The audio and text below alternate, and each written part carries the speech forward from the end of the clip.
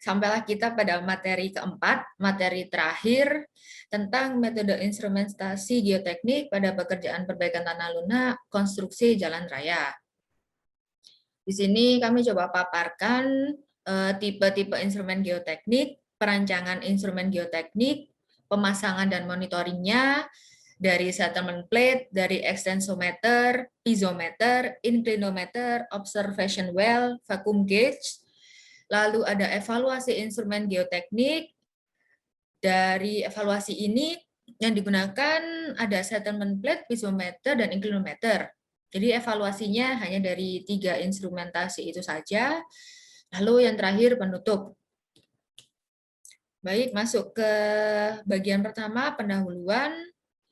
Pada pekerjaan perbaikan tanah lunak, baik soil preloading maupun vacuum preloading, instrumentasi geoteknik memegang peranan sangat penting, antara lain untuk mengetahui secara dini atau early warning terhadap kemungkinan terjadinya longsor pada tanah timbunan. Lalu untuk mengetahui derajat konsolidasi yang telah dicapai dan kapan derajat konsolidasi 90% itu akan tercapai. Lanjut yang terakhir untuk mengetahui load ratio yang dicapai. Dan paparan ini menjelaskan cara singkat perencanaan, pemasangan, monitoring, dan evaluasi instrumen geoteknik pada pekerjaan tanah lunak baik soil preloading maupun vacuum preloading. Nah, ini sudah sempat dibahas di materi-materi sebelumnya bahwa baik sistem soil preloading maupun vacuum preloading ini dipantau dengan alat-alat instrumen geoteknik.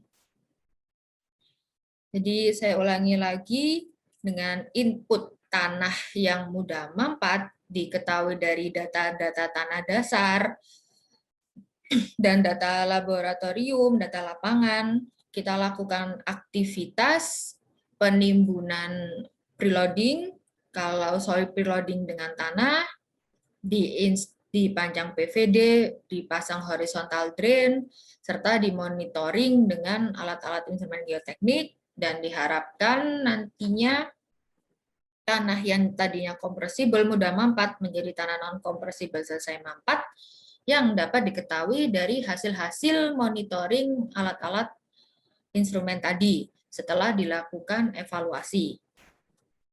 Sama metode vacuum preloading juga dipantau dengan alat-alat instrumentasi geoteknik. Tipe-tipe alat instrumen geotekniknya sama, hanya ketambahan dengan vacuum gauge. Sama inputannya metode tanah yang mudah mampat, tanah kompresibel, dilihat dari data tanah lapangan dan labnya, dilakukan aktivitas pemompaan vakum, dipasang PVD, horizontal drain, serta monitoring alat-alat instrumen geoteknik, ketambahan vacuum gauge, dan diharapkan setelah aktivitas perbaikan tanah selesai, tanah yang mudah mampat menjadi selesai mampat diketahui dari hasil monitoring instrumen geotekniknya dan setelah dilakukan evaluasi. Nah, lanjut pada bagian tipe-tipe instrumen geoteknik. Jadi di sini ada settlement plate, extensometer, piezometer, inclinometer, observation well, dan observation well bisa dipasang di tengah-tengah timbunan seperti pada gambar, atau bisa jauh di luar area timbunan atau di luar area perbaikan. Sama untuk vacuum preloading, hanya ketambahan vacuum gauge. Nanti akan dibahas satu persatu, dimulai dari settlement plate. Jadi begini material settlement plate, ada plat dengan bak ukur. Jadi dipasang di tengah-tengah timbunan dan di atas permukaan muka tanah asli. Jadi kalau di jalan bisa di tengah-tengah timbunan, as jalan bisa di kanan dan kiri timbunan. Berfungsi untuk mengukur penurunan vertikal tanah dan dapat dipakai untuk mengetahui pencapaian proses konsolidasi. Lanjut ada extensometer, seperti ini materialnya. Kami biasa sebut dengan spider. Jadi di sini ada sensor-sensor yang nanti apabila kena dengan alat bacanya, dia bisa berbunyi, lalu bisa diketahui pemampatan tanahnya. Dan di sini juga ada seperti tangan dan kaki, ada tangan dan kakinya, dan ketika dia dipasang di tanah dasar, kaki dan tangannya ini memegangi tanah dasar atau nyangkut di tanah dasar. Jadi begitu tanah dasarnya mampat, otomatis dia juga ikut turun. Sehingga kita tahu besarnya pemampatan tanah tersebut. Ya, jadi extensometer juga dipasang di tengah-tengah timbunan tanah, berfungsi untuk mengukur pemampatan vertikal tanah dan dapat diketahui dan dapat dipakai untuk mengetahui pemampatan per lapisan tanahnya. Lanjut, ada piezometer. Di sini ada 3 tipe. Yang pertama, vibrating wire piezometer, pneumatic piezometer, dan open standpipe piezometer. Nah, bedanya di sini vibrating wire piezometer, ini kami namakan tip piezometer atau sensor yang berguna untuk membaca tekanan air pori. Jadi begitu ada air yang masuk, kena sensor ini, kena tip ini, nanti otomatis akan terbaca di alat bacanya atau read out-nya. Nah, vibrating wire piezometer ini elektrik. Jadi pembacaannya ini berupa digital, sudah digital pada alat bacanya, sedangkan yang pneumatic piezometer ini sama, ada tip, ada sensornya juga, hanya saja untuk membaca tekanan air pori, dia butuh bantuan gas nitrogen. Jadi begitu kita masukkan gas nitrogen dengan tekanan sedemikian rupa, begitu tekanan gas nitrogen itu sama dengan tekanan air pori yang ada di dalam tanah, otomatis akan terbaca di alat bacanya. Nah, hanya saja lagi pneumatic piezometer ini alat bacanya masih berupa analog, angka. Dan itu perubahannya cepat sekali, jadi harus benar-benar cermat dalam membaca tekanan air pori, karena begitu tekanan nitrogen sudah tidak sama dengan tekanan air pori, ya dia turun terus, seperti alat tensi, seperti itu. Yang ketiga, open standpipe. Ini agak beda, tidak ada tip, tidak ada sensor seperti yang pneumatic dan vibrating wire tadi. Ini menggunakan pipa Casagrande. Jadi untuk pembacaannya kita mengukur tinggi air yang ada di dalam pipa ini, lalu dikalikan dengan gamma air 1 ton per meter kubik, dan diketahui tekanan air porinya.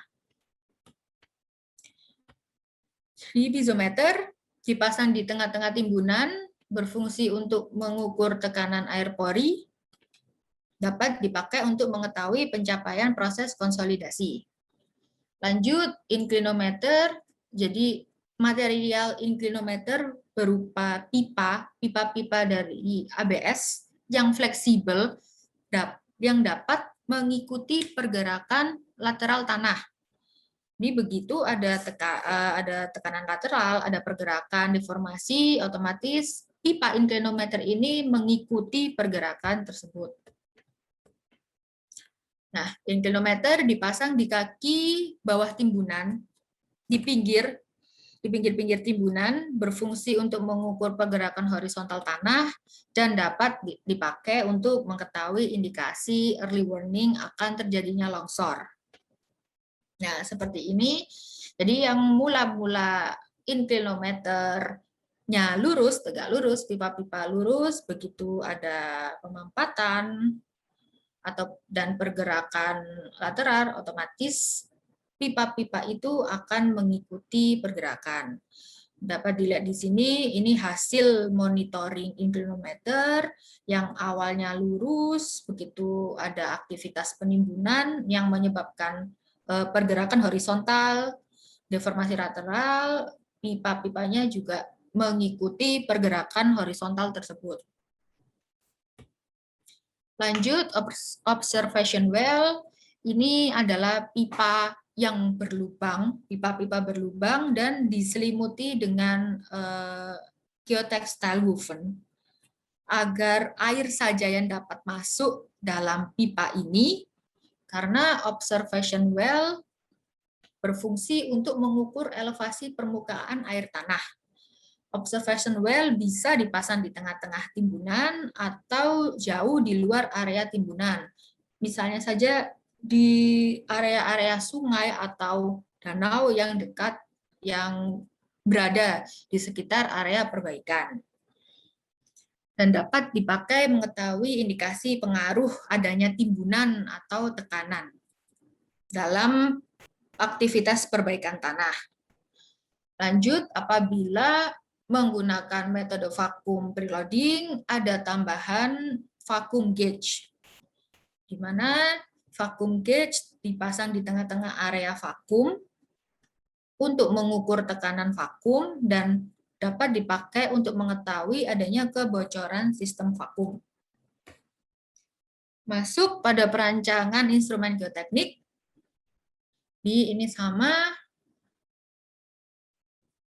Untuk soil preloading dan vacuum preloading, yang membedakan adanya vacuum gauge dalam metode vacuum preloading. Nah, di sini ada panduan mengenai instrumen-instrumen. Kami tampilkan beberapa, misalnya saja SNI 3454/2008 ini yang mengatur tata cara pemasangan instrumen magnetis dan pemantauan pergerakan vertikal tanah. Ini maksudnya pada extensometer. Karena sensor-sensor tadi mengandung magnet, sehingga kalau di bahasa Indonesia akan menjadi instrumen magnetis. Lalu SNI 033442 tahun 94 tentang metode pemasangan pisometer pipa terbuka Casagrande atau open standpipe pisometer tadi. Lalu pemantauan open standpipe pisometer diatur di SNI sama 3344394. Pisometer pneumatik diatur di SNI 3452 dan 3453 tahun 94. Untuk vibrating wire pisometer atau pisometer kawat bervibrasi diatur di SNI 6461/2012. Inclinometer diatur di SNI 3404/2008. Serta ada juga SNI 3431/94 tentang cara pemantauan gerakan horizontal batuan dan bangunan dengan alat inclinometer. Yang ini untuk pergerakan tanahnya, yang ini untuk pergerakan batuan dan bangunannya. Nah, jadi di sini perancangan instrumen geoteknik kami ambil dari pengalaman kami di lapangan. Jadi suatu area pekerjaan perbaikan tanah kami bagi menjadi zona-zona, di mana setiap zonanya dimensinya 50 kali 50 meter. Ini berdasarkan pengalaman kami di lapangan, kami buat zona-zona untuk perancangan alat instrumen geotekniknya, agar memudahkan untuk memonitoring. Jadi, di sini misal ada settlement plate, kami pasang interval 50 meter kali 50 meter. Misal ada piezometer, kami pasang interval 100 meter kali 100 meter.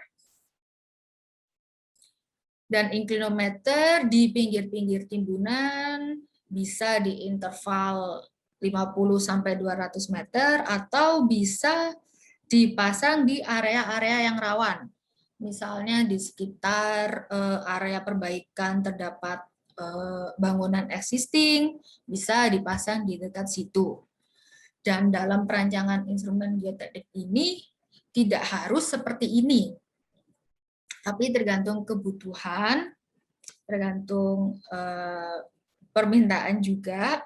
Jadi yang kami sampaikan di sini hanya berdasarkan pengalaman kami di lapangan biasanya seperti itu. Dan dengan adanya grid-grid seperti ini, zona-zona seperti ini, juga memudahkan evaluasi instrumen geotekniknya. Jadi katakanlah di sini ada 9 zona, misalnya di zona 1 ini berdasarkan evaluasi settlement plate dan piezometer, derajat konsolidasinya sudah 90%. Padahal yang lain belum mencapai 90%. Ya sudah, karena ini sudah 90%, kita bisa langsung membongkar timbunan atau bisa unloading. Bisa unloading timbunan dan bahkan bisa ditambahkan ke zona-zona yang belum mencapai 90% derajat konsolidasi. Seperti itu. Jadi unloading di satu area pekerjaan ini tidak harus sama waktunya, tidak harus bersamaan. Jadi dengan grid-grid seperti ini memudahkan mana zona-zona yang sudah mencapai 90%, mana yang belum, seperti itu. Dan yang pasti lebih teliti, karena kita intervalkan 50 meter kali 50 meter. Seperti itu gambarannya untuk perancangan instrumen geoteknik. Nah, jadi seperti ini contoh di lapangan. Pada jalan, settlement plate dipasang di tengah-tengah di as jalan, dan di kanan kiri timbunan, interval 50 meter kali 50 meter. Lalu dalam contoh ini piezometer dipasang interval 200 meter kali 200 meter. Jadi di sini hanya 2 meter. Dan inclinometer dipasang di pinggir-pinggir area yang rawan. Itu juga bisa. Nah, lanjut bagian 4, pemasangan dan monitoring. Sama seperti tadi, settlement plate. Jadi settlement plate berupa plat besi dengan ukuran 50 kali 50 dengan tebal 0,6 cm. Lalu ada pipa casing. Lalu ada pipa di mana settlement plate ini dipasang di permukaan tanah asli. Jadi untuk pemasangannya di lapangan, setelah pekerjaan PVD seperti ini, pekerjaan PVD PHD seperti ini, digali 50 kali 50 dengan tebal 0,6 cm, baru diinstal settlement plate. Seperti itu. Dan ini pipa-pipa, jika memang tinggi timbunannya makin tinggi, ya otomatis harus disambung-sambung. Di ujung settlement plate ini harus terlihat untuk pengukurannya. Nah, monitoring settlement plate menggunakan alat baca yang biasa kami sebut auto level. Jadi ini metode tembak.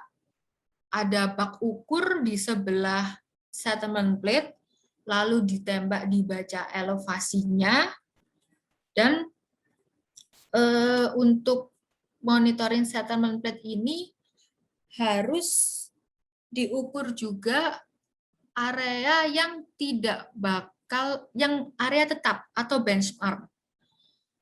Jadi nanti verifikasi penurunannya dihubungkan juga dengan area yang tidak akan turun tadi, sehingga tahu penurunan tanah tersebut berapa. Seperti itu.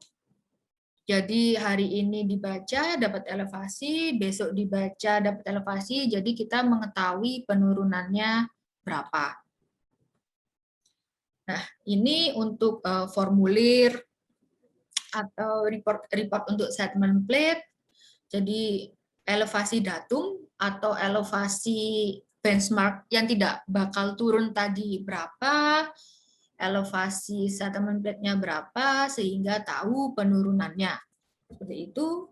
Dan ini hasil monitoring settlement plate.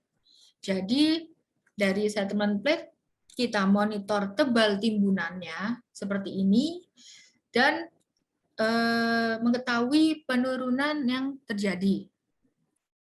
Jadi itu bisa dilihat di sini bahwa ini penimbunannya step by step. Jadi begitu ada penimbunan, dia akan turun lagi. Begitu ada penimbunan, turun lagi. Nah, apabila penimbunannya sudah stabil, sudah selesai, dia perlahan-lahan akan menuju horizontal yang otomatis di sini bisa dikatakan tanah tersebut sudah mau selesai mampatnya karena bertendensi horizontal grafik penurunannya. Lanjut, extensometer. Jadi extensometer ini untuk mengetahui pemampatan di lapisan tanah di kedalaman yang kita inginkan. Misal ada tanah lunak sedalam 20 meter. Kita bisa pasang spider extensometer ini di kedalaman 20, di kedalaman 15 meter, di kedalaman 10 meter, dan seterusnya. Jadi umumnya kami pasang 2-3 spider yang pemampatannya ingin diketahui di kedalaman berapa, di lapisan berapa, dan extensometer ini juga dipasang sedalam tanah lunak, tetapi juga harus ada datumnya, sedalam tanah keras. Jadi ada satu datum di tanah keras untuk verifikasi penurunan.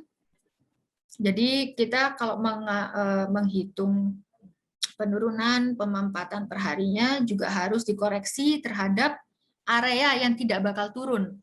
Dalam hal ini ya tanah keras itu, karena tanah keras tidak dianggap mudah mampat seperti tanah lunak. Jadi, nah ini alat bacanya, alat monitoringnya. Di sini ada sensor. Di dalam spider ini magnet ya. Jadi begitu dia kena alatnya, alat bacanya, read out-nya ini, dia akan berbunyi. Jadi untuk monitoringnya, alat ini dijuluran ke bawah, diturunkan ke bawah, begitu dia kena spider ini akan berbunyi tit. Nah, lalu ketika berbunyi dibacalah elevasi dengan meteran yang ada di read out-nya. Seperti itu. Lalu jadi menjulurkan meteran ini dimulai dari yang bawah. Misalnya dari datumnya di 20 meter misalnya.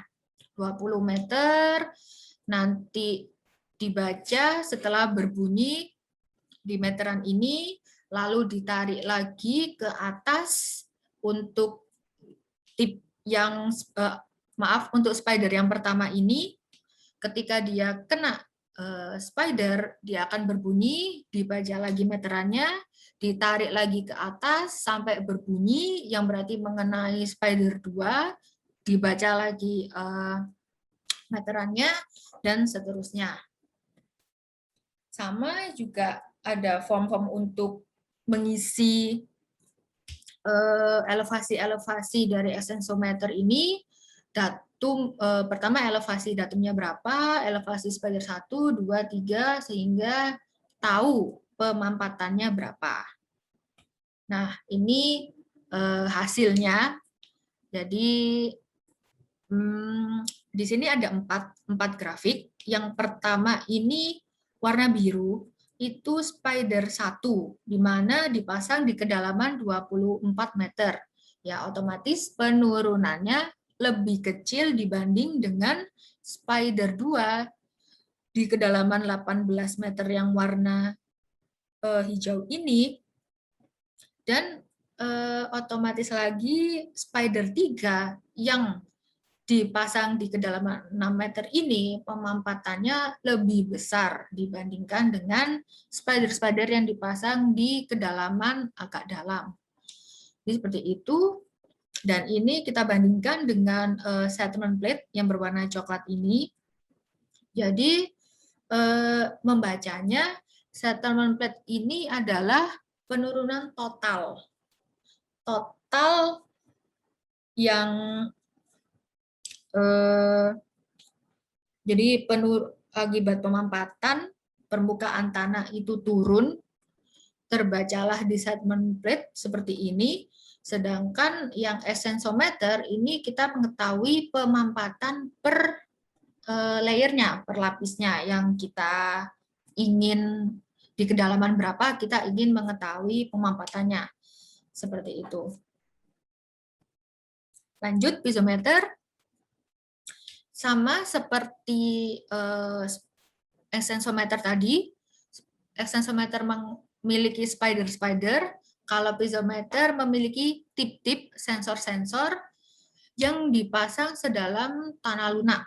Jadi saya ulangi lagi, apabila kita memiliki tanah lunak sedalam 20 meter, tip-tip tadi bisa dipasang di kedalaman 20 meter, dipasang di 10 meter, dipasang di 5 meter. Seperti itu. Dan ini pertama vibrating wire piezometer. Untuk alat bacanya sudah digital.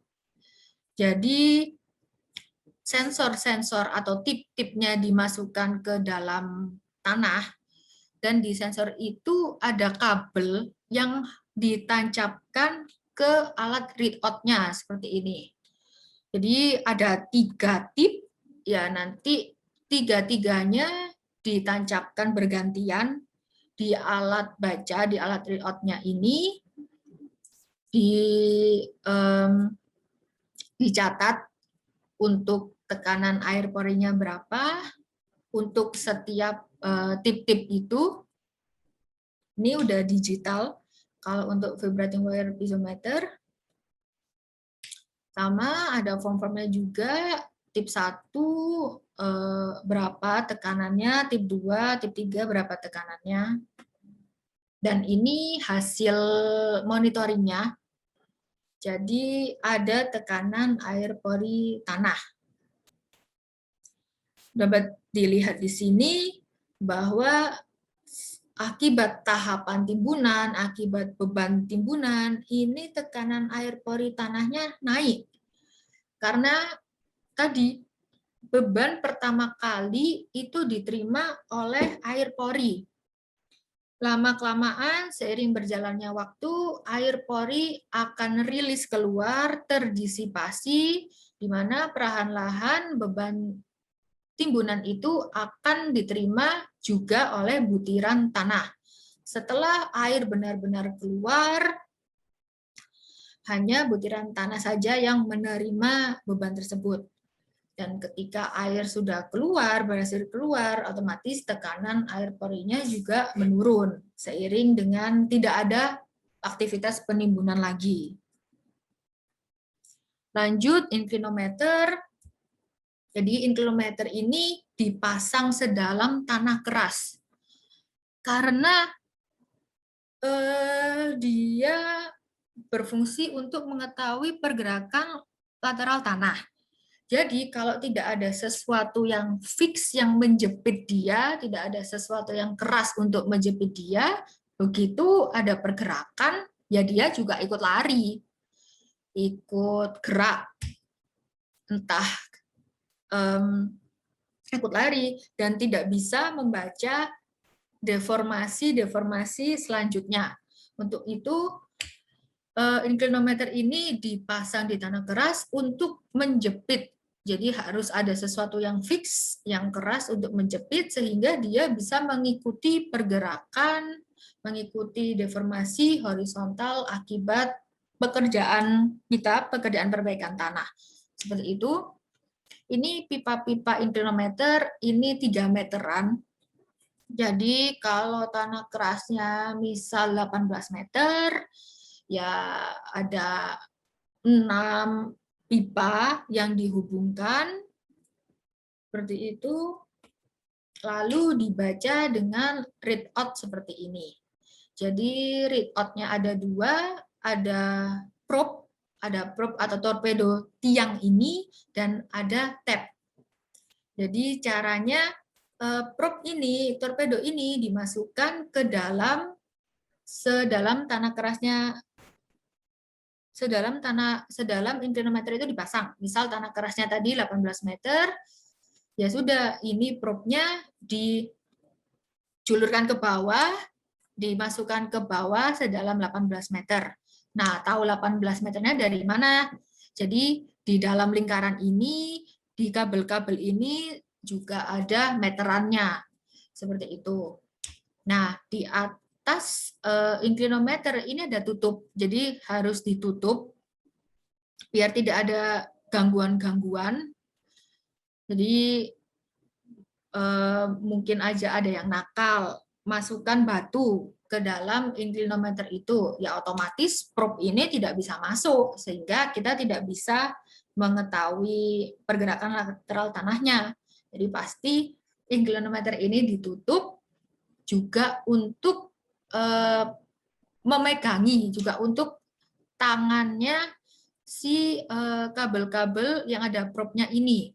Jadi begitu sudah masuk 18 meter, perlahan-lahan ditarik ke atas interval 0,5 meter.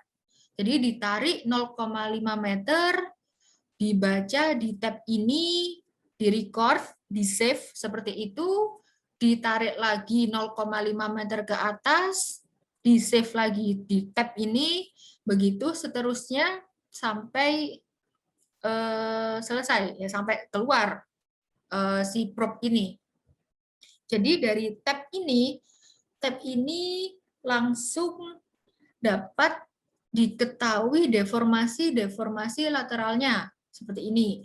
Ini misalnya di kedalaman 0,5 meter, ternyata deformasinya 0. Ini kolom berikutnya ini hari-hari sebelumnya. Jadi misal di mulai tanggal berapa ini? 25 bulan 9, lalu 9 bulan 11, seterusnya dimonitoring tiap hari, di monitoring pada interval setengah meter, muncullah tabel ini, dan dari tabel itu bisa dibuat grafik seperti ini. Nah, jadi pipa inclinometer ini punya 4 jalur. Jadi sebentar saya tampakkan yang lebih jelas.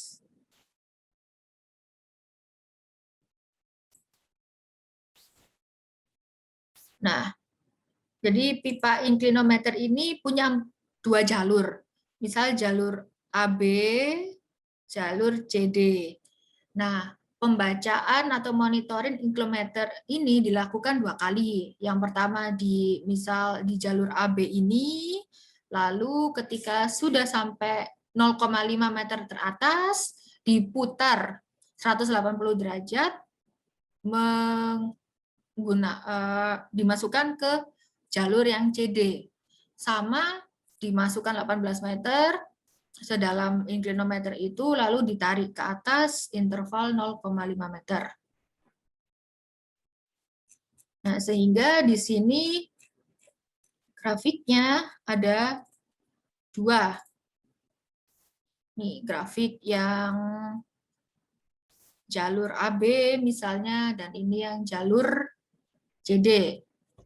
Jadi di sini karena dibaca tiap hari, tahu pergerakan lateral tanahnya, dan ini misal yang pertama bulan 3. Bulan 3 di sini awalnya lurus. Inclinometernya awalnya lurus, begitu ada aktivitas perbaikan, aktivitas penimbunan, dia akan mengikuti pergerakan lateralnya, deformasi lateralnya akibat timbunan. Nah, kalau soil preloading ini kecenderungan deformasi lateralnya ini ke arah luar timbunan. Yaitu karena kita bebani beban timbunan, jadi seolah-olah tanah tersebut terpenyet gitu ya, penyet ke kanan ke kiri, jadi pergerakan lateralnya cenderung ke arah luar timbunan. Beda lagi nanti kalau di vakum. Vakum ini kan menyedot, memompa. Jadi nanti di grafik inclinometernya pergerakannya ini cenderung ke arah dalam, ke arah area perbaikan. Seperti itu. Lanjut, observation well. Jadi observation well ini bisa dipasang sedalam kedalaman tanah lunak dengan pipa-pipa yang berlubang seperti ini, dilapisi dengan geotextile woven agar air saja yang dapat masuk ke dalam pipa ini. Nah, ini pembacaannya sama dengan extensometer tadi. Begitu alat ini terkena air, dia berbunyi. Begitu alat ini dimasukkan ke dalam observation well, pipa-pipa observation well, begitu kena air, dia berbunyi. Ting. Nah, begitu berbunyi, dilihat ini elevasinya di kedalaman berapa. Seperti itu. Sama juga ada form-form untuk pengisiannya sehingga diketahui elevasi muka air tanahnya. Nah, seperti ini grafik monitoring dari observation well. Jadi seiring dengan aktivitas penimbunan, aktivitas perbaikan tanah, muka air tanahnya akan naik. Lalu seiring berjalannya waktu, selesai perbaikan, dia akan kembali lagi cenderung seperti semula. Vacuum gauge, ini vacuum gauge dipasang di pipa-pipa besi dan plat besi di tanah asli. Nah, seperti ini, jadi terbacalah tekanan vakumnya berapa. Ini vacuum gauge juga bisa dipasang di area perbaikan, bisa juga di luar, dekat pompanya. Seperti itu. Sama form-form yang harus dicatat berapa. Jadi dari vacuum gauge, misal vacuum gauge 1, tekanannya berapa kPa, seperti itu dilakukan tiap hari. Nah, begini hasil monitoring dengan vacuum gauge. Jadi yang awalnya belum mencapai 80 kPa, lama-lama mencapai 80 kPa, seperti itu. Nah, lanjut pada bagian evaluasi instrumen geoteknik. Jadi di sini yang bisa dievaluasi ada 3 instrumen geoteknik. Yang pertama adalah settlement plate. Jadi dari grafik monitoring settlement plate dapat diketahui derajat konsolidasi yang sudah tercapai dan estimasi waktu konsolidasi selesai. Lalu dari piezometer, dari grafik monitoring piezometer dapat dimonitor gejala timbunan longsor serta dapat diketahui derajat konsolidasi yang sudah tercapai. Lalu dari grafik inclinometer dapat dimonitor gejala timbunan longsor dan memastikan bahwa penurunan tanah yang bisa juga mengakibatkan pergerakan horizontal ini benar-benar akibat konsolidasi, bukan akibat dari gangguan-gangguan di sekitar area perbaikan tanah. Masuk pada evaluasi bagian pertama, settlement plate. Secara umum, besarnya settlement dapat dikatakan hampir terpenuhi untuk suatu kurun waktu tertentu apabila arah kurva settlement versus waktu grafik hasil monitoring settlement plate tadi bertendensi horizontal setelah sebelumnya turun tajam hampir vertikal. Seperti yang saya katakan tadi, bahwa apabila ada aktivitas terus-menerus, aktivitas penimbunan terus-menerus, dia pasti akan turun tajam. Nah, begitu tidak ada aktivitas lagi atau penimbunannya sudah stabil, di grafik penurunan itu cenderung akan vertikal horizontal lama-kelamaan. Dan namun demikian, dari grafik settlement versus waktu dari hasil monitoring dapat dihitung besarnya settlement final, yaitu yang menunjukkan suatu bilangan besarnya settlement yang dapat kita katakan relatif selesai. Nah, metode untuk menentukan besarnya settlement final tersebut salah satunya adalah metode Asoka dari tahun 78. Nah, jadi ini grafik monitoring settlement plate. Jadi dari settlement plate yang kita pasang, direkap semua, elevasi timbunannya berapa, tebal timbunannya berapa yang diketahui dari elevasi timbunan dikurangi dengan elevasi tanah asli, umur timbunannya berapa, total penurunannya berapa, direkap semua. Nah, ini masuk pada analisa Asoka. Jadi syarat untuk mengevaluasi dengan metode Asoka ini adalah timbunan tersebut harus mencapai top preload. Timbunan tersebut sudah harus mencapai tinggi timbunan rencananya. Misalnya rencana penimbunannya 5 meter. Untuk mengevaluasi dengan metode Asoka, ya di lapangan tinggi timbunannya sudah harus mencapai 5 meter. Dan syarat kedua untuk dilakukan evaluasi, 5 meter tersebut, top preload tersebut, umurnya minimal 30 hari. Jadi saya ulangi, syarat untuk melakukan evaluasi dengan metode Asoka, timbunan harus mencapai top preload dan umurnya minimal 30 hari. Seperti itu. Apabila kita monitoring tiap hari selama 30 hari itu, otomatis kita akan punya 30 data. 30 data penurunan dari hasil settlement plate, lalu kita masukkan pada grafik ini.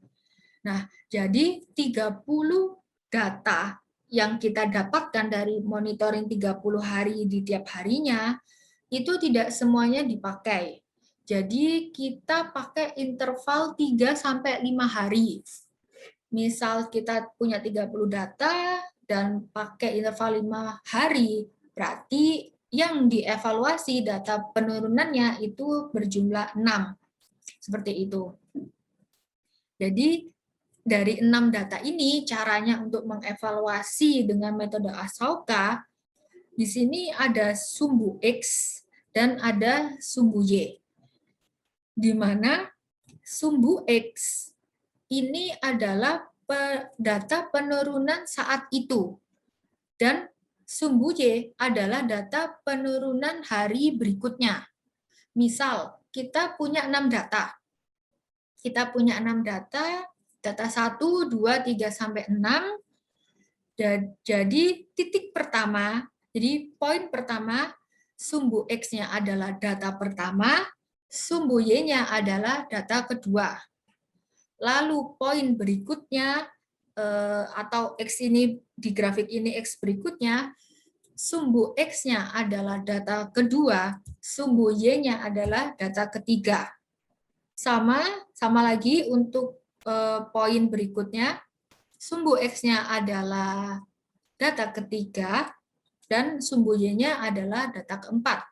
Seperti itu, lalu diplottingkan, menghasilkan garis biru ini, di Excel biasa, garis biru ini, lalu kita tarik garis 45 derajat. Seperti itu. Jadi saya ulangi, caranya untuk mengevaluasi dengan metode Ashoka, dibuat garis datanya, garis-garis poin-poinnya ini, di mana poin-poin tersebut sumbu X-nya adalah data penurunan hari itu, lalu sumbu Y-nya adalah penurunan di data berikutnya. Lalu ditarik garis 45 derajat sampai memotong garis poin-poin atau garis data yang sudah kita plotkan. Itu. Nah, perpotongan itu kita tarik ke bawah menghasilkan settlement final. Jadi settlement final, settlement saat U100% itu didapat dari hasil perpotongan garis data yang kita plotkan dan garis 45 derajat ini. Jadi bisa didapatkan derajat konsolidasi dengan cara ini, contoh timbunannya 0,4 meter, misalnya 0,4 meter, dengan pengambilan datanya interval 5 harian. Lalu dari plotting grafik ini, perpotongannya menghasilkan settlement final atau settlement saat derajat konsolidasinya 100% sebesar 261 mili ini. Nah, lalu kita bandingkan dengan settlement yang terbaca di settlement plate. Jadi pembacaan penurunan terakhir dari settlement plate di 253 mm ini, sehingga kita tahu derajat konsolidasinya yang didapat dari maksimum observed settlement yang didapat dari pembacaan terakhir settlement plate 253 ini dibandingkan dengan settlement final dari Ashoka tadi yang sudah kita cari 261 mm ini, jadi ya U-nya derajat konsolidasinya 253 dibandingkan dengan 261, ya menghasilkan 97%. Dan ini sudah dapat dikatakan selesai pada SP ini karena derajat konsolidasinya sudah lebih dari 90%. Jadi itu. Nah, seluruh SP yang terpasang dilakukan analisa, dilakukan evaluasi menggunakan metode Ashoka seperti tadi. Jadi di rata-rata di suatu area itu dengan SP25 buah, derajat konsolidasinya sudah mencapai 97%. Nah, lalu dari metode Ashoka ini juga dapat diketahui estimasi waktu pencapaian konsolidasi 90%-nya. Di sini misal SP1 sampai SP25 sudah tercapai derajat konsolidasi 90%-nya. Nah, kapan terjadinya konsolidasi 90% itu? Ini metode Ashoka sudah bisa mengestimasikannya. Jadi dapat dilihat di sini, walaupun rata-rata tanggal 21 Agustus, tapi masing-masing settlement plate ini berbeda. tanggalnya untuk pencapaian derajat konsolidasi 90%-nya. Ini kami sebut biasanya back calculation. Nah, karena dari sini, dari back calculation ini, kita dapat mengetahui CH aktual di lapangan. Jadi tadi perancangan baik soil preloading maupun vacuum preloading ini kan menggunakan, kalau tidak diketahui data CH-nya, tidak diketahui data koefisien konsolidasi arah horizontalnya, biasanya kita berasumsi bahwa nilai CH itu sama dengan 2 kali nilai CV. Padahal di lapangan kan belum tentu sebesar itu. Nah, dari back calculation ini, dari ASOKA ini, kita tahu ternyata CH-nya berapa kali CV. Seperti itu.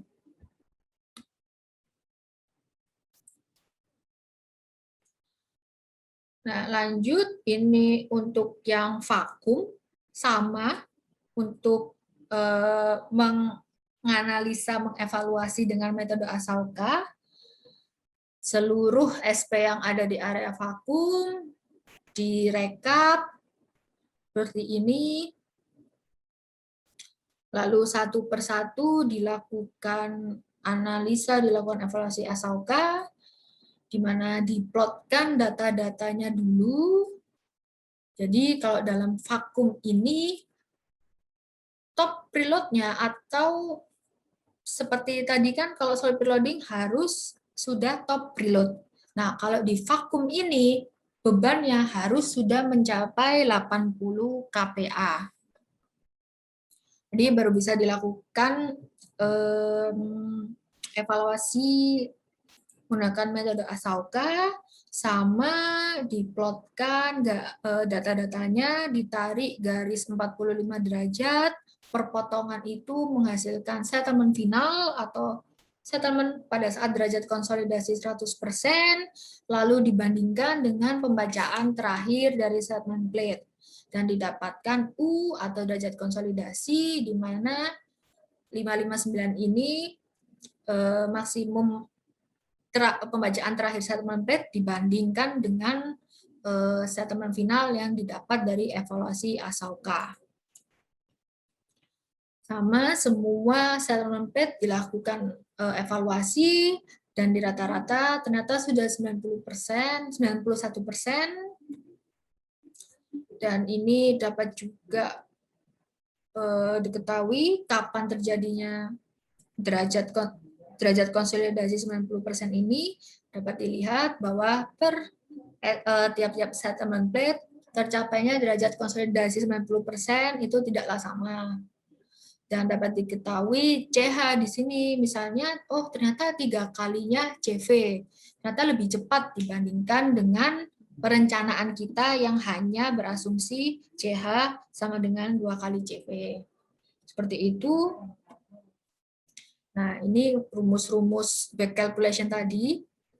Rumus-rumus back calculation dari ASOKA, di mana yang dicari adalah CR atau CH-nya, koefisien konsolidasi tanah arah horizontal. Seperti itu. Lanjut untuk evaluasi piezometer. Nah, ini grafik monitoring piezometer. Jadi dari piezometer kita juga dapat mengetahui derajat konsolidasinya.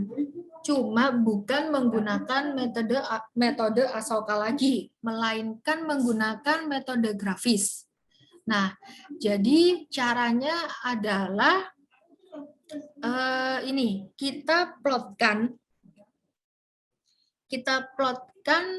tekanan hidrostatisnya atau tekanan air pori di mana itu kondisi asli, belum ada beban, belum ada timbunan, belum ada vakum, kita plotkan. Dan yang di kanan ini adalah maksimum tekanan air pori yang akan terjadi, di mana sudah ada beban.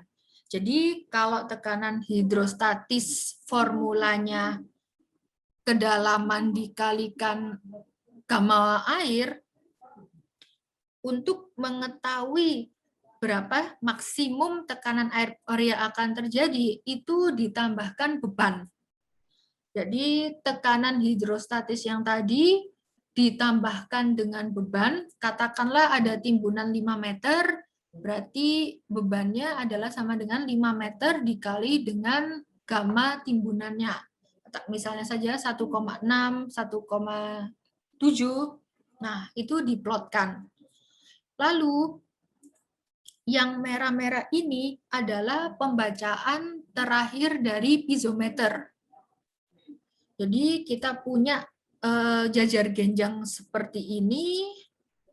Saya ulangi lagi bahwa yang kiri sendiri ini adalah plottingan tekanan air pori kondisi awal atau tekanan hidrostatis. Yang biru-biru ini adalah plottingan tekanan air pori maksimum yang akan terjadi akibat beban yang diaplikasikan. Sedangkan yang merah-merah ini adalah pembacaan tekanan air pori berdasarkan piezometer.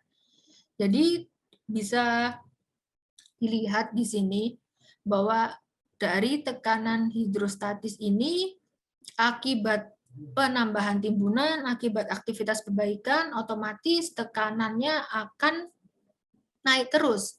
Tekanan air pori itu akan naik terus sampai dia akan mencapai tekanan maksimumnya yang berwarna biru ini. Nah, seiring berjalannya waktu, tekanan air pori itu akan turun sampai hampir mencapai tekanan awalnya, tekanan hidrostatisnya seperti itu. Jadi, jika analisa ini dilakukan awal-awal, yang merah-merah ini ya berada dekat-dekat dengan pembacaan,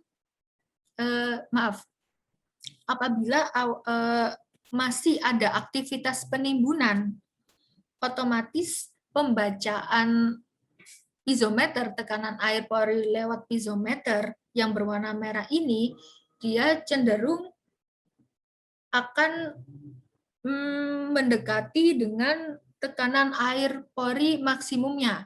Jadi yang merah-merah ini akan berada di kanan seperti ini, sedangkan lama-kelamaan beban sudah diterima oleh butiran tanah, air pori akan keluar, terdisipasi, rilis keluar, otomatis tekanan air pori itu menurun hingga sama dengan tekanan hidrostatisnya.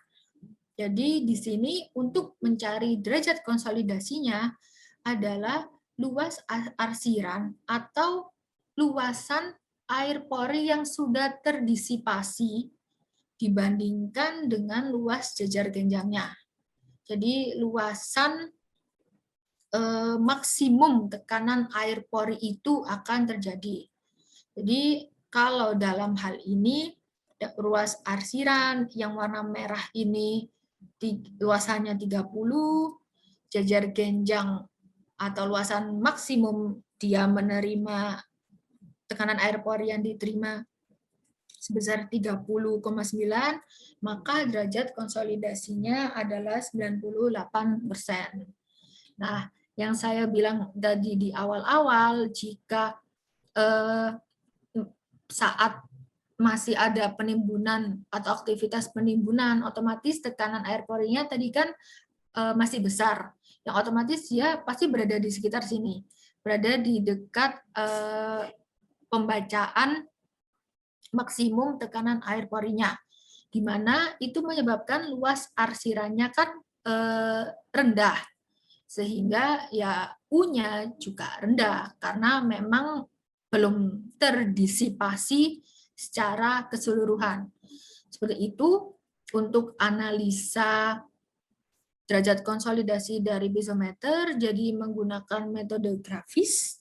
Ini pakai AutoCAD biasa juga bisa. Nah, lalu dari masing-masing piezometer, ini piezometer 1, 2, di sini ada 2 tip, contohnya ada 2 tip, dilakukan resume. Di resume analisa derajat konsolidasinya berapa. Di sini terlihat masing-masing piezometer ini tidak sama untuk pencapaian derajat konsolidasinya. Ada yang sudah 98, 95, bahkan masih ada yang 81%. Jadi rata-ratanya di 95%. Nah, untuk derajat konsolidasi ini, jadi kita mengatakan bahwa tanah itu sudah selesai mampat, sudah derajat konsolidasinya sudah 90%, harus berdasarkan evaluasi atau analisa derajat konsolidasi settlement plate dan piezometer ini. Jadi kita analisa piezometer dan settlement plate, dua-duanya harus sudah menyatakan punya derajat konsolidasinya 90%. Baru kita dapat mengatakan bisa unloading, bisa bongkar timbunan, bisa mematikan pompa vakum jika dua instrumen itu, settlement plate dan piezometer, evaluasinya sama-sama menunjukkan derajat konsolidasinya sudah 90%. Jadi misalnya derajat konsolidasi settlement plate sudah 90%, derajat konsolidasi piezometer masih 85%, ya kita tunggu sampai evaluasi berikutnya, evaluasi derajat konsolidasi dengan piezometer sudah menunjukkan 90% juga. Itu baru dikatakan selesai. Nah, tadi disebutkan juga bahwa piezometer ini juga bisa warning gejala timbunan longsor yang dilihat dari syarat kestabilannya. Jadi variasi atau delta tegangan air porinya itu harus lebih kecil dari delta penambahan timbunannya. Seperti itu untuk syarat kestabilan memonitor gejala timbunan longsor melalui tekanan air pori. Dan di sini ya logikanya juga yang harusnya tekanan air pori itu lama-kelamaan akan turun karena dia terdisipasi keluar. Apabila tekanan air pori itu terus-menerus naik, berarti dia tertekan terus, dia menerima beban terus, dan tidak bisa terdisipasi, tidak bisa rilis keluar. Dan itu disebut dengan kondisi undrain. Dan kondisi undrain itu sangat bahaya, sangat kritis terhadap stabilitas, terhadap stabilitas tanah, karena ya akhirnya tidak bisa keluar, jadi tekanan air porinya terus-terusan naik dibandingkan dengan penambahan bebannya. Nah, seperti itu. Lanjut untuk evaluasi terakhir, inclinometer. Jadi di sini inclinometer kita tahu defleksi pergerakan lateral horizontal tanah. Nah, di sini ada dua syarat kestabilan dari inclinometer. Yang pertama, delta. Jadi kita baca, kita monitorin inclinometer itu tiap hari. Kita baca di hari pertama, lalu lanjut di hari kedua, kita dapat mengetahui deltanya, perbedaannya. Kita baca di hari kedua, dibaca di hari ketiga, kita dapat tahu deltanya. Seterusnya seperti itu. Nah, syarat kestabilan pertama dari inclinometer ini, delta atau perbedaan atau defleksi semakin harinya itu tidak boleh lebih besar. Jadi kita baca hari ini perbedaan defleksi hari ini itu tidak boleh lebih besar dibandingkan dengan delta yang kemarin kita baca. Atau delta yang besok kita baca tidak boleh lebih dari delta yang hari ini kita baca. Seperti itu dengan interval yang konstan. Jadi misalnya per hari atau per 2 hari itu. Dan syarat kedua adalah YZ max atau total displacement, total bacaan dari inclinometer ini maksimal 0,16 dari settlement total dari perhitungan teoritis. Nah, jadi ini contohnya. Ini untuk syarat kestabilan yang pertama, dia delta pertamanya 0,1. Ternyata delta keduanya lebih besar daripada delta pertamanya. Untuk itu, syarat kestabilan yang pertama dia tidak memenuhi. Tapi di syarat kestabilan 2, jadi ini adalah defleksi izin yang boleh yang terjadi. YZ max ini adalah total displacement atau displacement izin yang boleh terjadi. Jadi defleksi izinnya 26,1 mm. Nah, sedangkan defleksi aktual dari pembacaan inclino hanya 4,8, sehingga SF-nya masih 7, di mana itu jauh lebih besar dari SF rencana atau SF syarat kestabilan yang hanya 1,3 ini. Jadi memenuhi syarat. Nah, apabila ditemukan kondisi gini, salah satu syarat tidak oke atau tidak memenuhi, kita tetap warning ada bahaya longsor. Seperti itu. Cuma memang delta per hari itu memang belum ada yang mengatur harus maksimal berapa. Nah, yang diatur dalam SNI itu adalah defleksi total, bukan defleksi per harinya. Jadi, kalau misalnya memang delta 2 lebih besar daripada delta 1, tetapi masih dalam ukuran mili, ya sudah kita lihat hari berikutnya misalnya. Tetapi kita sampaikan bahwa memang tidak memenuhi syarat. Walaupun masih dalam skala mili, cuma kita perlu verifikasi juga apakah ada timbunan, apakah ada aktivitas misalnya untuk jalan truk, itu juga dapat mempengaruhi stabilitas. Seperti itu, kita lihat hari berikutnya bagaimana. Jadi dengan ya adanya ini kita bisa mewarning lebih awal, walaupun sebenarnya ya pergerakannya menambahnya ini hanya dalam skala mili. Seperti itu. Tetapi tetap ditulis warning, misalnya stop penimbunan terlebih dahulu, atau penimbunan layernya dikurangin, dan lain-lain. Nah, ini seperti ini. Jadi salah satu syarat kestabilan tidak oke, konklusinya tidak stabil, kami beri saran, misalnya timbunan layer by layer maksimal 30 cm atau 0,3 per minggunya.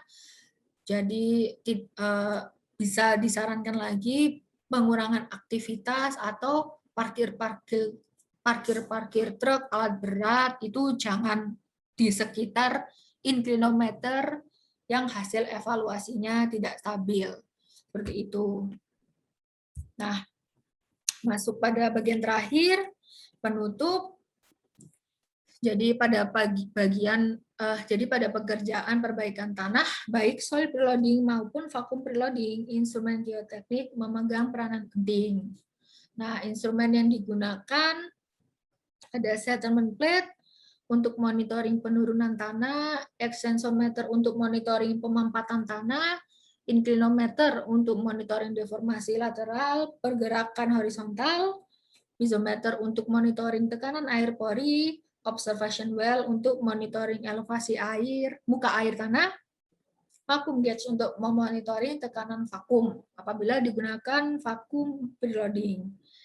Dan dalam melakukan analisa serta evaluasi pencapaian derajat konsolidasi, baik berdasarkan data monitoring settlement plate dan piezometer, keduanya harus sudah mencapai derajat konsolidasi sama dengan atau lebih dari 90%. Baik, sekian dan terima kasih untuk materi 4 ini tentang instrumentasi geoteknik. Saya kembalikan ke Pak Bambang. Ya, terima kasih Bu tadi dengan banyak sudah Bu ya paparan yang sudah diberikan tadi, ada beberapa alat-alat instrumen pemodelan untuk pengujian tanah lunak. Ini di kolom chat sudah ada beberapa yang bertanya. Iya. Itu biar saya arahkan Ibu, mulainya tadi dari jam 2 Bu, jam 2.15. Nah ini dia. Izin bertanya Bu, apakah instrumentasi inclinometer? Oke, silakan Bu, langsung aja Bu. Siap. Silakan Bu. Iya. Apakah instrumen inclinometer, piezometer, extensometer, apakah harus selalu ada dalam monitoring penurunan tanah atau settlement plate saja sudah cukup mewakili? Jadi tipe-tipe instrumen yang sudah disebutkan tadi itu tidak harus ada semua dalam satu lokasi. Umumnya paling tidak itu ada settlement plate, ada piezometer, dan ada inclinometer. Jadi 3 instrumen ini saling berhubungan, hasilnya ini saling mendukung. Jadi apabila inclinometernya ada pergerakan horizontal dan di settlement plate-nya terbaca penurunan, jadi bisa diketahui bahwa inclinometer itu bergerak horizontal ya akibat dari pemampatan tanah, dari penurunan tanah yang didapat dari settlement plate, seperti itu.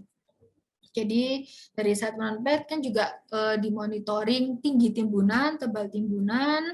Jadi misal tekanan air porinya naik, kita verifikasi dengan data settlement plate, ternyata ada aktivitas penimbunan. Jadi ya betul, itu tekanan air porinya naik karena ada aktivitas penimbunan. Jadi paling tidak ada 3 itu, settlement plate, piezometer, dan inclinometer. Lanjut, biasanya inclinometer dipasang per berapa meter. Jadi itu sebenarnya untuk alat-alat instrumen geoteknik pada soil preloading ya, itu belum ada yang mengatur. Jadi untuk pemasangan atau perancangan alat instrumen ini diaturnya di spesifikasi Interm Bina Marga untuk vakum jalan tol.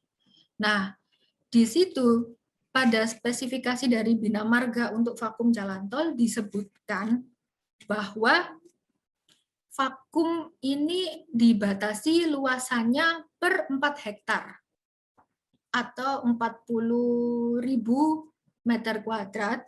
Jadi vakum makanya dibagi per modul-modul itu karena spesifikasi Interm dari Bina Marga mengatakan maksimum luasan vakum itu 4 hektar.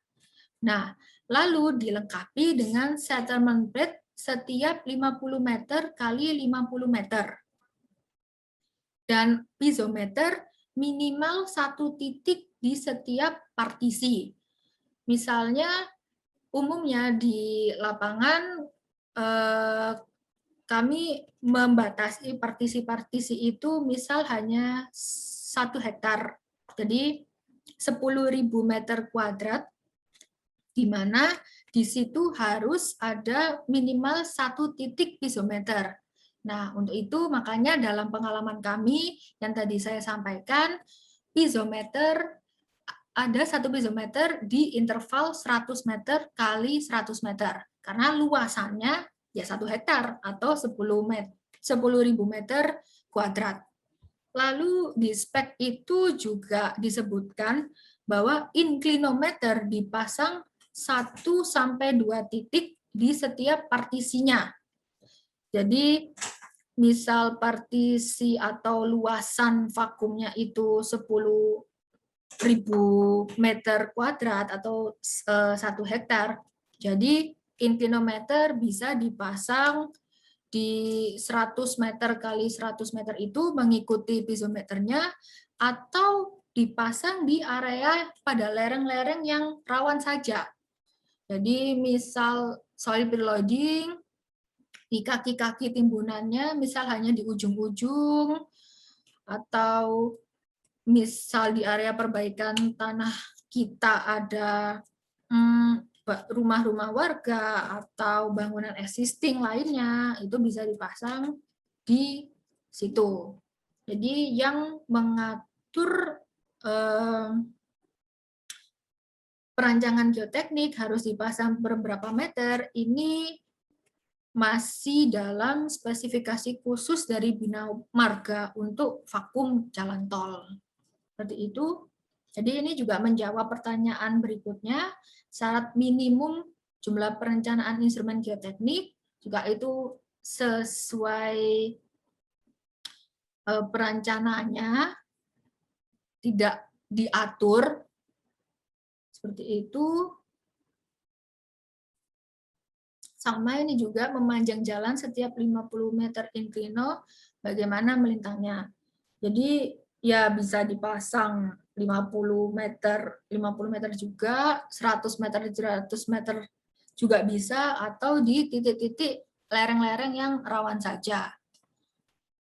Lalu apakah pemasangan settlement bed dipasang di atas existing grade? Iya.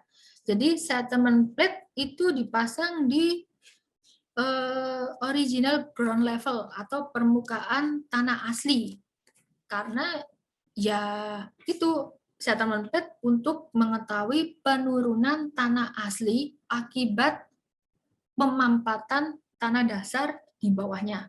Jadi settlement plate benar dipasang di OGL, original ground level. Lalu bagaimana interval monitoring untuk masing-masing instrumentasi? Dilakukan setiap hari kah atau bagaimana? Ya, jadi yang kami lakukan ini setiap hari. Jadi semua instrumen yang terpasang kami lakukan monitoring setiap harinya. Nah, ini khusus untuk piezometer tekanan air bisa dilakukan 2 kali, yaitu pagi dan sore. Pagi sebelum ada aktivitas penimbunan, ada aktivitas truk-truk lewat, itu kita monitoring, lalu sore setelah aktivitas penimbunan, truk-truk sudah tidak lalu lintas di situ, biasanya kami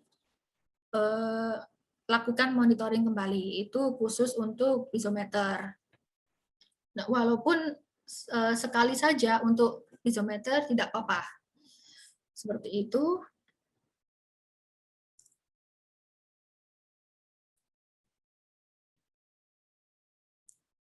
Ini terima kasih Bu Asmi. Nah, terima kasih Bapak. Saya merasa juga belum perlu banyak belajar juga Pak untuk geoteknik ini, karena beda proyek juga beda permasalahan ya Pak. Jadi tiap proyek juga ada ilmunya sendiri lagi. Seperti itu. Jadi memang kalau berkenan untuk komunikasi bisa Pak lewat email yang sudah tertera.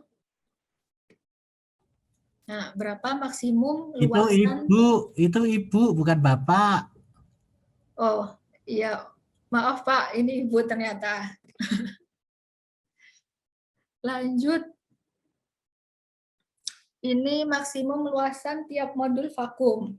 Seperti yang sudah saya sebutkan tadi, bahwa di spesifikasi intern Bina Marga, luasan modul vakum preloading itu adalah 4 hektar atau 40.000 meter persegi. Seperti itu.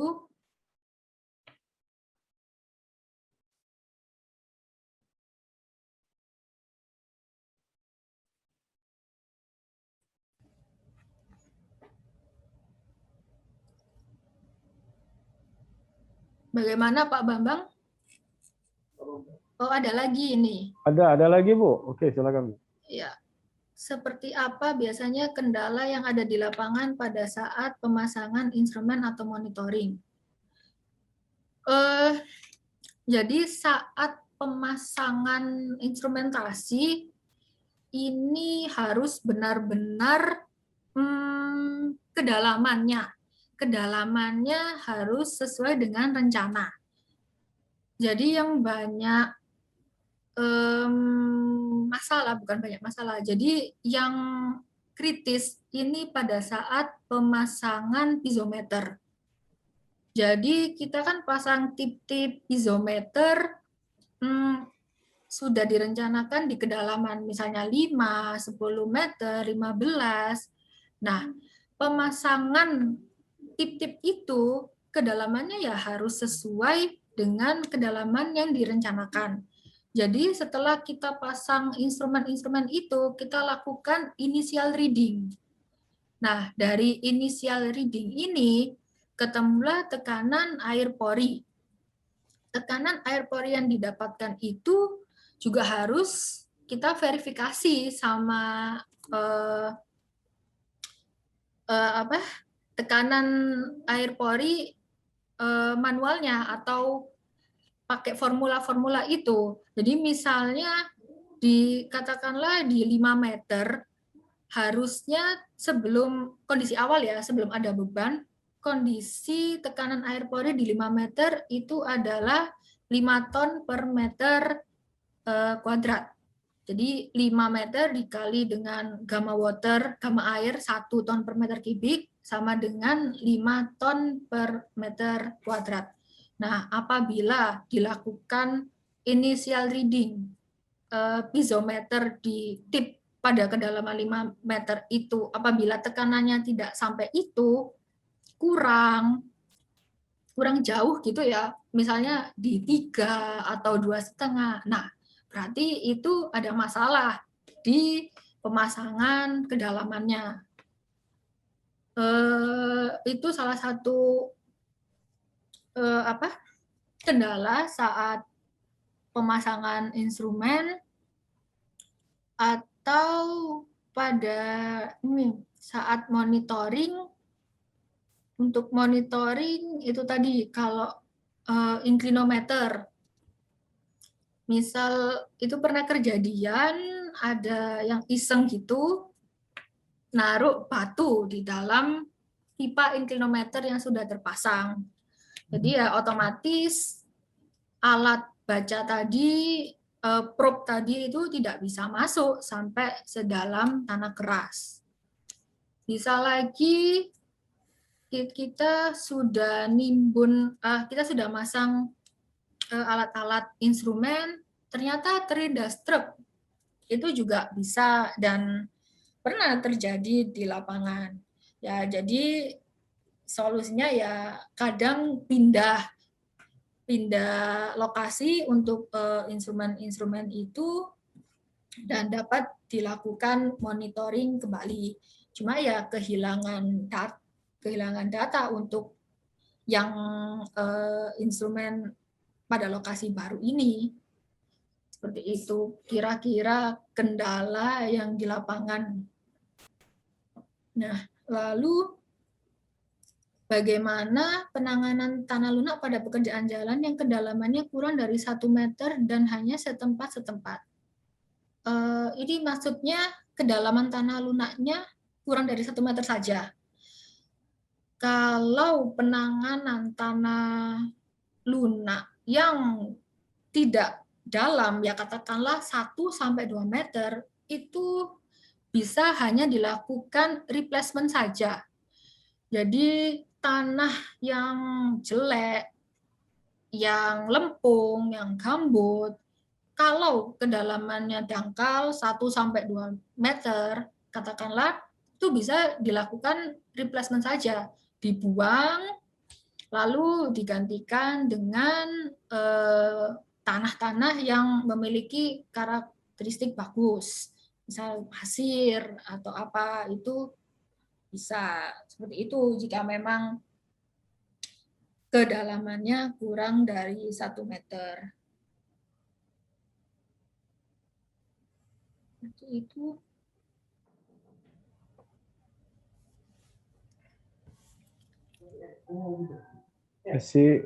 Beri kesempatan lagi Bapak Ibu, jika mau ada lagi yang mau bertanya, silakan.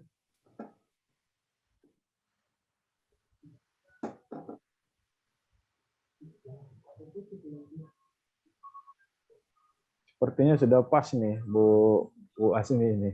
Udah. Soalnya sudah banyak tadi paparan yang disampaikan. Alhamdulillah bahan presentasi juga sudah di-share tadi ke WA Group. Mungkin sudah dibaca oleh Bapak Ibu. Ini tadi juga ada ucapan selamat tadi buat Bapak Ibu dari Ibu Lucy itu, Ibu Lucy Dwi Putri. Ucapan selamat ya. Semoga ilmunya berkah. Amin. Mungkin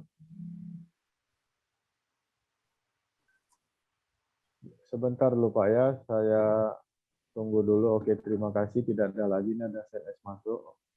Oh, ada satu lagi nih Bu. Saya nunggu tadi rupanya ada. Bagaimana penanganan tanah lunak untuk abutmen jembatan yang telah selesai? Oke, silakan Bu, monggo. Ya, ini sebenarnya sudah terjawab di materi 1 tadi, contoh permasalahan pada tanah lunak. Jadi tiang pancang jembatan tidak direncanakan untuk turun karena memang dipasang di tanah keras, sedangkan abutmen dan untuk bangunan approach-nya atau approach-nya itu dipasang atau dikonstruksikan di atas tanah yang lunak, sehingga akan mengalami tanah dasar lunak mengalami pemampatan, approach abutment mengalami penurunan. Nah, kalau sudah selesai, ya satu-satunya cara ya hanya di overlay. Jadi turun, di overlay setiap misalnya berapa bulan sekali atau berapa tahun sekali, seperti itu, karena sudah selesai. Harusnya apabila memang ada tanah lunak, kita selesaikan dulu pemampatannya, dipercepat dengan PVD, baru dibangun struktur-struktur jembatan seperti itu.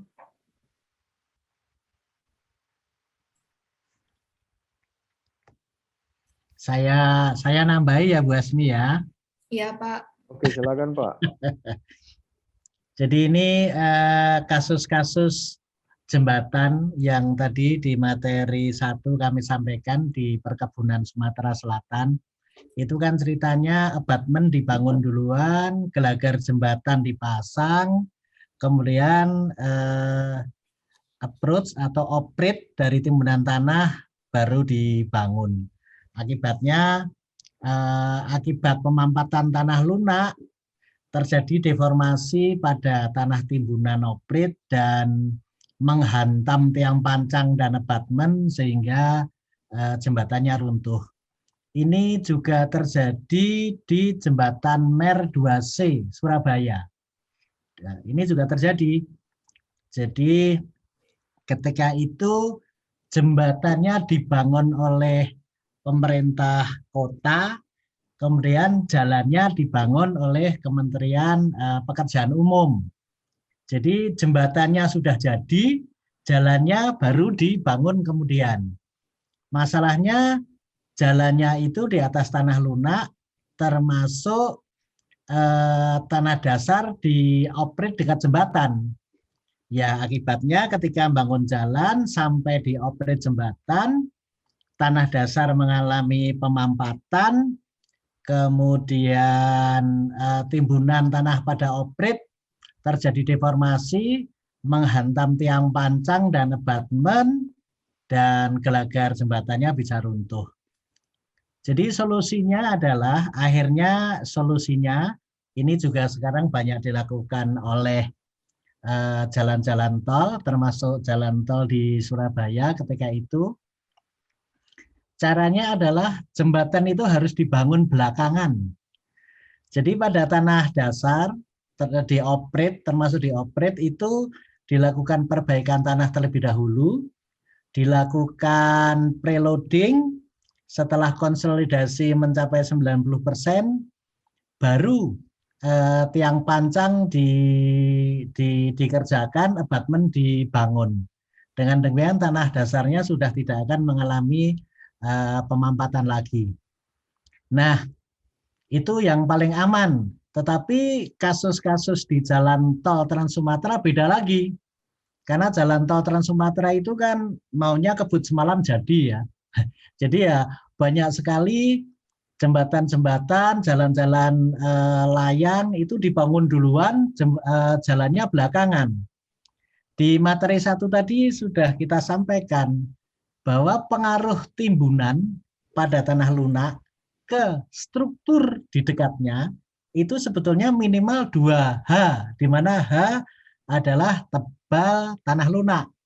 Jadi kalau kita punya tanah lunak 10 meter, kita harus sangat hati-hati 2 kali 10 atau 20 meter dari abutmen jembatan itu kita harus hati-hati sekali. Karena kalau di situ dilakukan pembebanan dengan timbunan tanah, jelas-jelas akan berpengaruh pada struktur abutmen jembatan. Nah, itu kasus-kasus itu beberapa terjadi di jalan tol Trans Sumatera. Solusinya akhirnya kalau yang 2H tadi kan best practice ya, tapi mungkin kurang realistis. Akhirnya kita harus menghitung timbunan operate itu pengaruhnya terhadap struktur yang sudah ada. Dan kita harus melakukannya secara hati-hati sekali. Kita hindari adanya deformasi lateral yang akan merusak struktur abutmen yang sudah ada. Jadi sebetulnya ini juga nasihat, saran. Kalau membuat jembatan di atas tanah lunak, itu sebaiknya justru operate-nya dibangun terlebih dahulu. Minimal tanah dasarnya harus diperbaiki terlebih dahulu. Kemudian tanah di operate itu dibangun terlebih dahulu. Dan tiang pancang, abutmen dibangun kemudian. Itu lebih safe itu. Mungkin itu Pak Bambang, tambahan kami. Ya, terima kasih Pak. Terima kasih Pak. Oke, ini. Nah, ini sekalian masih ada lagi tambahan, Pak. Oke, silakan Pak. Nah, ini bertanya sudah ke saya ini. Pak Wahyu, Bu Asmi gitu ya.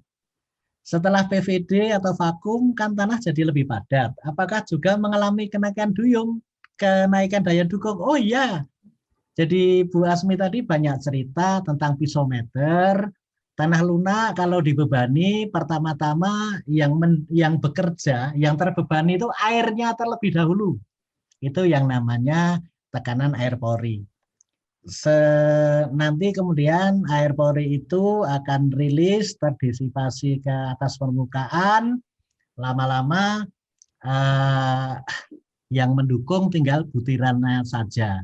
Nah, jadi ketika tekanan air porinya menurun, kemudian butiran-butiran partikel tanahnya sudah mulai dominan mendukung tanah dasar, yaitu yang namanya kenaikan daya dukung.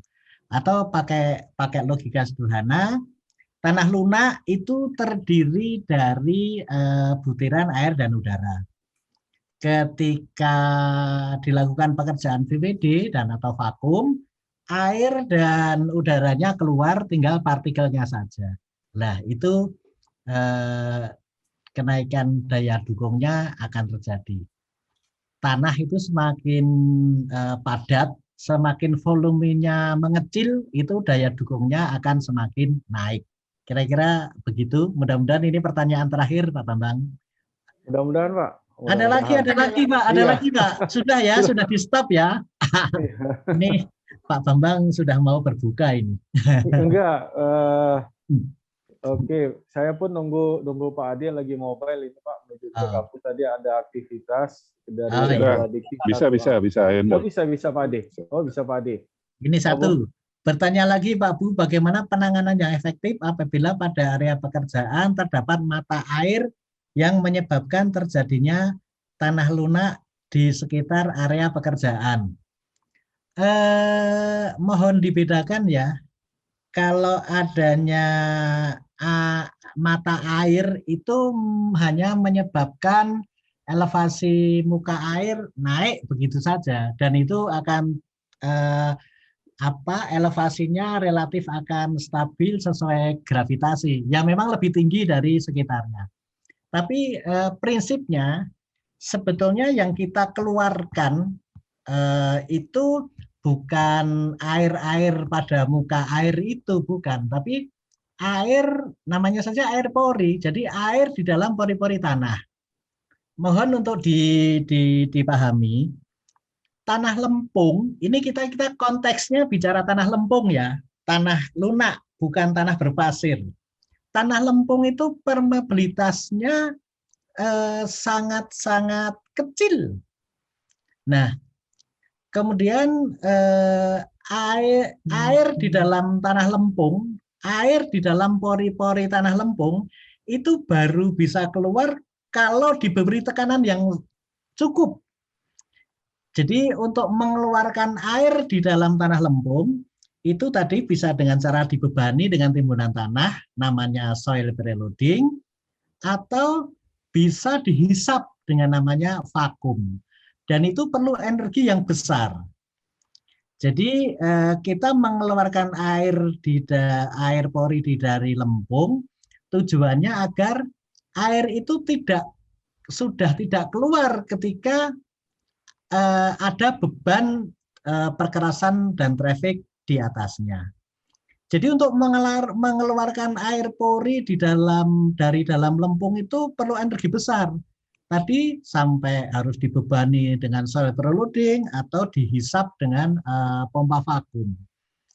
Nah, kalau hanya ada air-air biasa saja tanpa energi, air-air hidrostatis saja, itu tidak bisa masuk kembali ke dalam lempung begitu. Jadi kita proyek Jalan Tol Trans Sumatera itu untuk perbaikan tanahnya mengeluarkan uang bermiliar-miliar. Tujuannya sebenarnya hanya satu, mengeluarkan air pori dari dalam pori tanah lempung begitu. Tujuannya itu. Dan itu pakai energi yang besar, ditimbun beban tanah, harus dihisap, dan lain-lain. Sehingga logikanya untuk mengeluarkan air dari lempung itu perlu energi sebesar itu. Sebaliknya, untuk memasukkan kembali ke dalam air lempung, itu juga perlu energi besar lagi. Sehingga kalau hanya ada air genangan akibat sumber air dan lain-lain, air itu tidak akan masuk kembali ke dalam lempung begitu. Jadi bahasa sederhananya